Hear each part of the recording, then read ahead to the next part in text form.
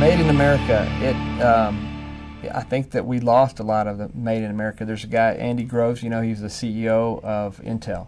And Andy Grove says if you don't make, you don't innovate. It's vitally important for the United States to maintain manufacturing so that we can innovate, because where real wealth is created is in the innovation. If you look at the United States and where we've come from, whether it's Henry Ford or Bill Gates or Steve Jobs, the real wealth that has built this country has been on innovation. And if we don't manufacture, we don't have the ability to innovate, or we lose that advantage. I'm afraid sometimes we give that away, and what I'm pleased about is to see manufacturing coming back to the United States. The product life cycle is becoming shorter and shorter, and people are demanding smaller lot quantities and faster turnaround on their new products. So for us to be able to do that overseas and to manage the supply chain overseas, it's much more difficult than it is to do it here locally.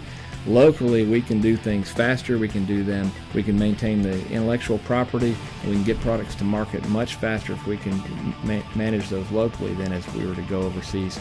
Not to mention having air freight, the cost of air freight, the cost of time that is involved in shipping things across the ocean. The stuff that's done here is high value manufacturing.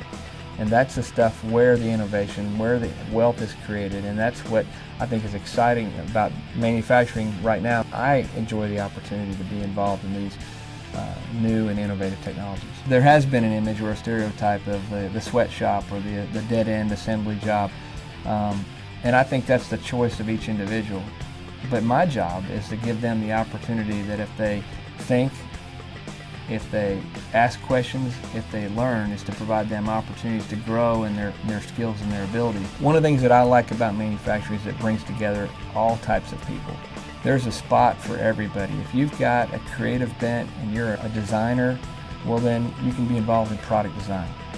If you're an engineer and a nuts and bolts science guy, then certainly there's an opportunity for guys that are doing the engineering of products. If you're a logistics person, if you're an accounting person, if you're a scheduling person, if you're somebody that likes process and is more involved in the trades, whether it be machining, whether it be processing of plastics. So when you put the whole thing together, it takes a great team. You've got all types of people that want to grow and they want to learn, and there's plenty of opportunity for those that want to grow and learn if they'll just apply themselves, learn the trade, and take on more challenges and more opportunities.